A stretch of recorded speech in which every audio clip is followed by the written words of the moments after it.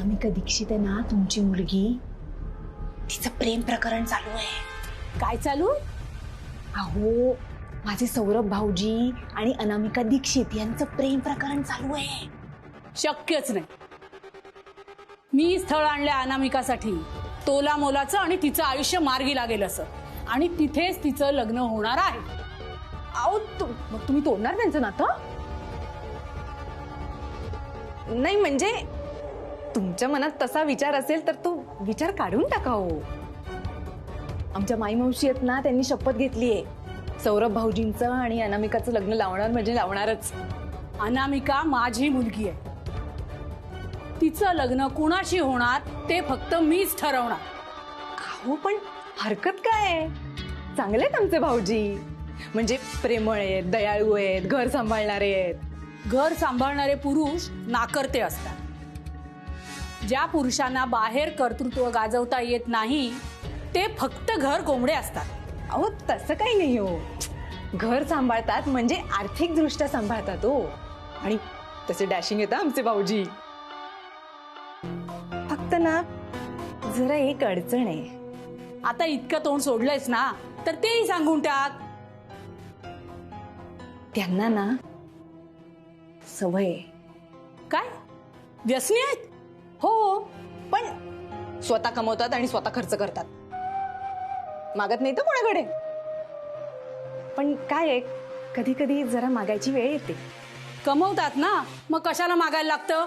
अहो कधी कधी काय होतं, भावनेच्या भरात चुकीच्या पत्त्यांवर पैसे लावले की जरा नुकसान होतं ना, आणि मग त्या दिवशी पैशापारी पैसा जातो आणि मग जरासं वाईट वाटलं की अजून घ्यावीशी वाटते.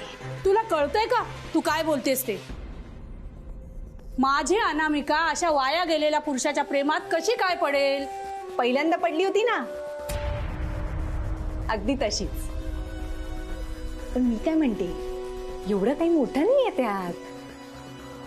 काय आहे, माई मावशी आणि रमाजी या दोघींना सगळं माहिती आहे.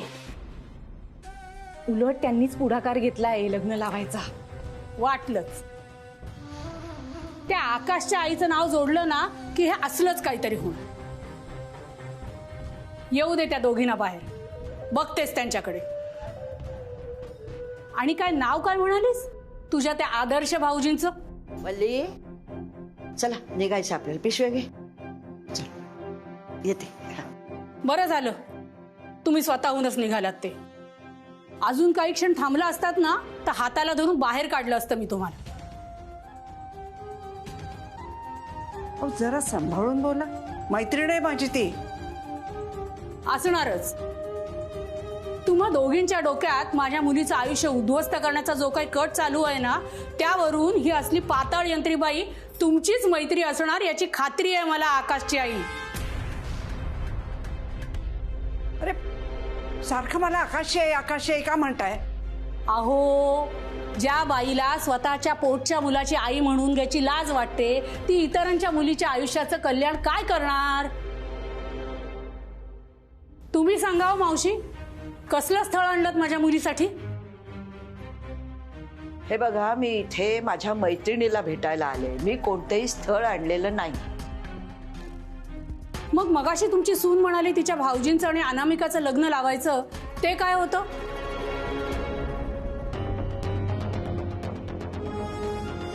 तुमची कारस्थानं लपून राहणार नाहीयेत माझ्यापासून.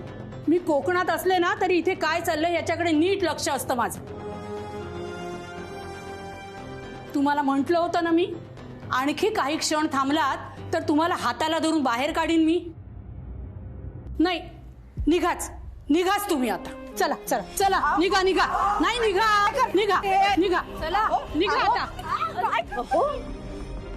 काय आई हे? आई अगं, घरी आलेल्या माणसांशी वागायची ही कुठली पद्धत? माणसं कशी आहेत त्यावर ठरतं त्यांच्याशी कसं वागायचं ते.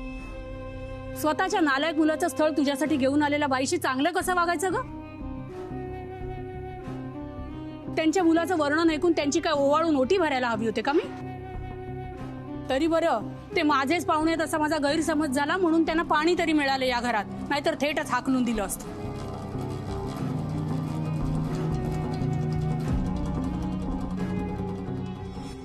मावशी, आई खूप खूप वाईट वागली तुमच्याशी.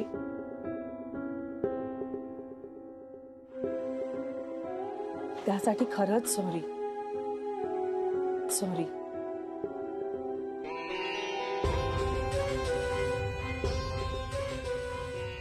पण हे स्थळाचं वगैरे तुम्ही डोक्यातून काढून टाका.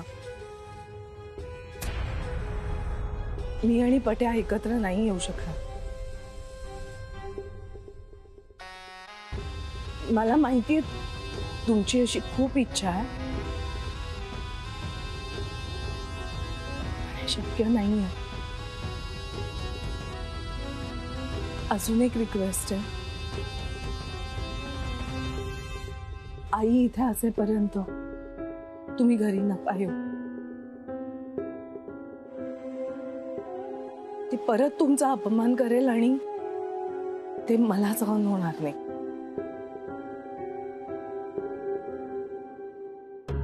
सॉरी. या तुम्ही. चला माई मावशी.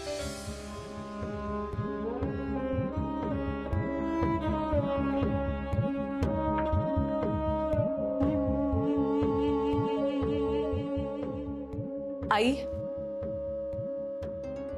त्या इथे आल्या हे तुला आवडलं नसेल, त्या स्थळ घेऊन आल्या हे तुला आवडलं नसेल, पण ही माझी माणसं आहेत, मी जोडलेली माणसं, आणि त्यांच्याशी असं वागलेलं मला आवडणार नाही. तुझी माणसं? बाई ग, तुला आता सगळं पहिल्यापासून शिकवावं लागणार. आपली माणसं कशी ओळखायची, परकी माणसं कशी ओळखायची, स्वार्थी माणसं कशी ओळखायची.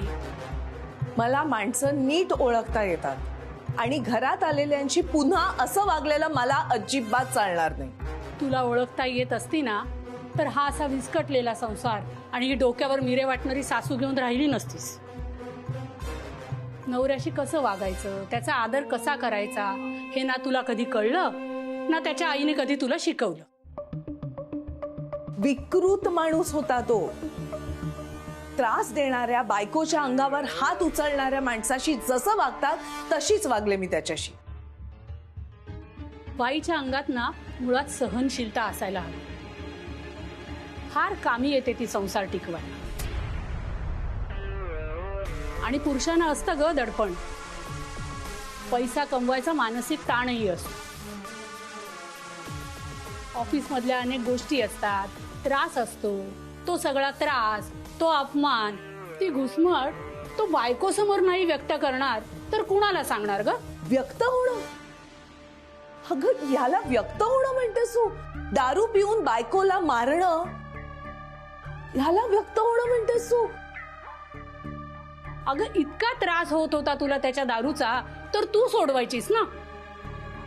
आपला नवरा किती वाईट आहे हे गावभर सांगायच्या ऐवजी सुधारायचं होतंस त्याला. घराकडे लक्ष द्यायचं, जरा प्रेम द्यायचंस ना आपल्या नवऱ्याला. आपल्या बाजूने वळवून घ्यायचंस त्याला जरा. संसारात त्रास आहे म्हणून तो मोडून काय मिळवलंस ग? बाहेर पडल्यावर त्रास नाही भोगावा लागला? हे बघ, बाईचा जन्म हा त्यागासाठीच आहे. त्यागाशिवाय ना माणसं टिकतात, ना जन्म देता येतो, ना आपली माणसं सुखी होतात. अनु, त्याग कुणालाही टळला नाही. तो तू टाळलास म्हणून आज त्याचे परिणाम भोगत बसलीयस तू. अगं मी दुःखी नाहीये. मला जमलं तसं सावरलं मी आयुष्य. आहे त्यात आनंदी आहे मी आई. जे आहे ते म्हणजे हे असं लोढणं गळ्यात बांधून घेतलेस त्यात? अगं या आकाशच्या आईलाच आपल्या मुलापासून सुटका हवी होती म्हणून तिने तुला त्यात अडकवलं. तुझ्या खांद्यावर बंदूक ठेवली आणि लावला मुलगा पळवून. तुझं शिक्षण उत्तमच होतं, मग तुला जुंपली कामाला आणि तुझ्या पैशावर कायम आईश करत आली.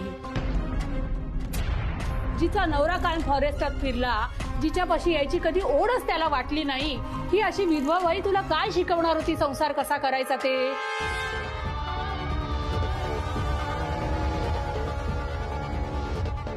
ते बाबांच्या कामाचं स्वरूप होतं.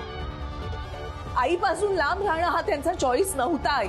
हे असं आपणच म्हणत राहायचं म्हणजे मग सगळ्यांनाच पटतं अशी गत आहे या कुटुंबाची. तुझ्यासाठी आलेलं स्थळ अगदी योग्य आहे आणि मी तिथेच तुझं लग्न लावून देईन. मला लग्न करायचं नाहीये. मग काय बिन लग्नाचं परक्या पुरुषाबरोबर फिरत राहायचंय? आई, आवाज खाली. तुझं लग्न होणार आणि मी निवडलेल्या मुलाबरोबरच होणार.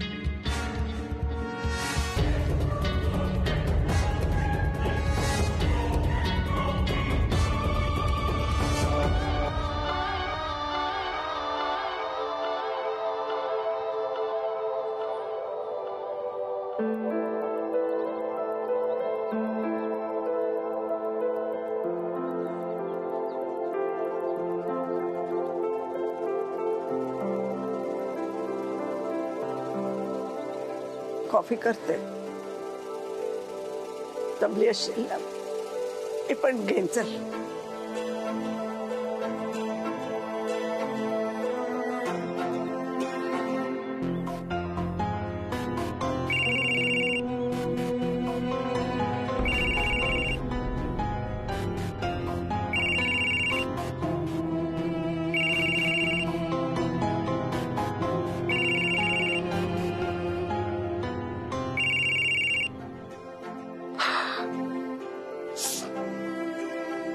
आता आणखी एक पुण्याचं काम करायचं आहे मला.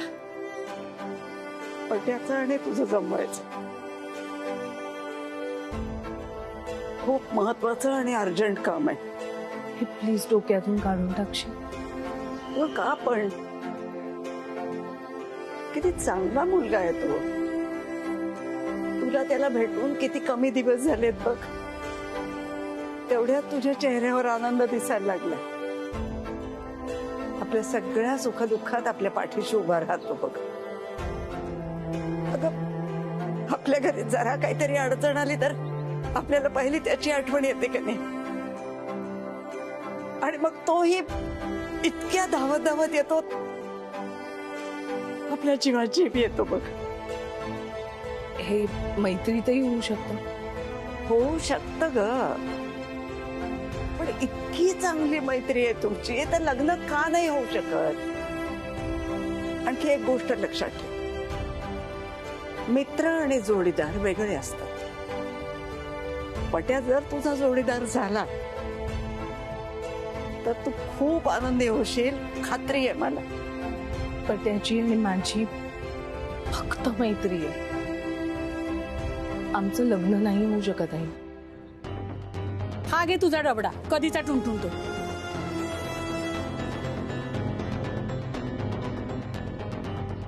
अरे अगं, इतका मी जिना चढून वर आले तर कट काय करतेस फोन? दे इकडे, मी बोलते. मी बोलते काय? माझ्या ऑफिसचा फोन आहे. मी बोलेन नंतर.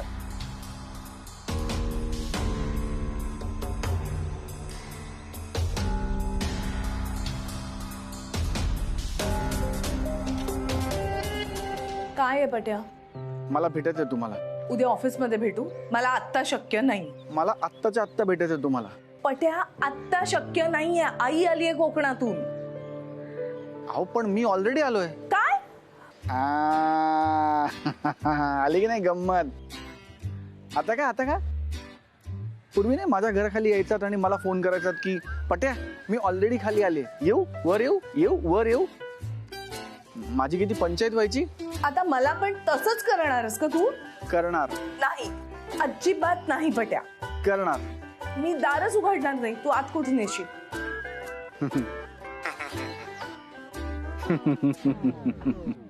तुझ्या डोक्यात काय चाललंय पट्या?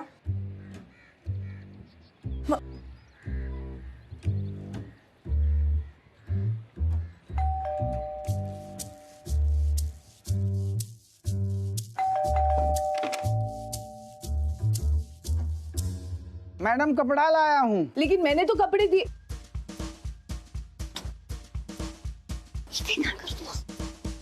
तू जा ना.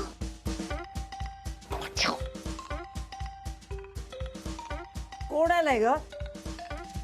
आंटी कपड़ा लाया हूँ. अरे सुरेश, कितने दिन के बाद आया रे तू स्वतः कपड़े लेके? कितना धूप है ना बाहर. आओ आओ अंदर आओ, पानी देती हूँ. आओ. अगं रामा रामा रामा रामा, अहो आकाशची आई कुणालाही काय घेताय घरात? मी अजिबात घरात घेणार नाहीये त्याला. जे काय करायचं ते उमराच्या बाहेर. जाओ जाओ जाओ, तुम जाओ. अरे मैडम ऐसे कैसे जाएंगे, एक बार कपड़ा चेक तो कर लीजिए. हाँ हाँ हाँ.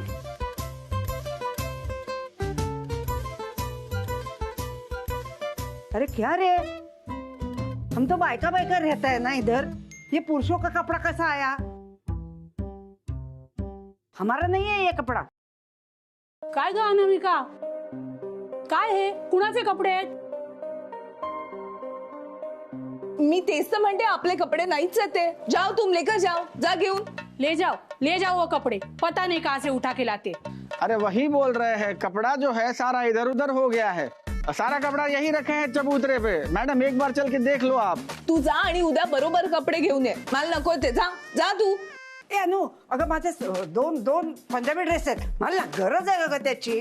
अरे जाणं जर काय ते लवकर निसतं अगं. कपडे नकोत आपल्याला. आई काय करायचंय ते बाहेर, उमऱ्याच्या बाहेर. आत घेणार नाहीये मी त्याला. अहो अरे नहीं आ रहे हैं अंदर, वही बोल रहे हैं यही कपड़ा रखा है चबूतरे पे. मैडम एक बार चल के देख लो, आपका कपड़ा ले लो, हमारा कपड़ा दे दो. तू ते सगळे घेऊन जा. मी म्हटलं ना मला कपडेच नकोय. अगं नकोत काय नकोय, तू त्याच्या गुन्हेगारीला खत पाणी घालतेस. तू कुठला विषय कुठे नेतेस आई? कुठे नहीं, इधर ही है चबूतरे पे. एक बार चल के देख लो मैडम. आ जाओ आ जाओ. चबूतरा म्हणतोय तो. जा की जरा इथे तर येतो. यही रखे हैं चबूतरे पे. आंटी आते हैं. हाँ चबूतरे पे जाके जरा देख लेना. जा.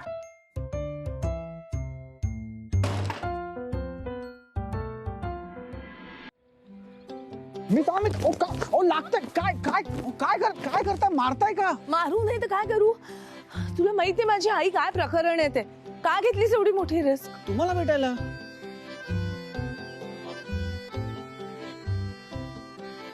हा मिस अनामिका ऐका ना. अरे सॉरी, थैंक यू. 3 कपड़ा कम है, मस्ती कर रहा हूँ. मिस अनामिका ऐका ना. मिस अनामिका, कधी कधी तुझ्या वेडेपणाचं काय करायचं तेच कळत नाही. अहो एवढं काय केलंय मी?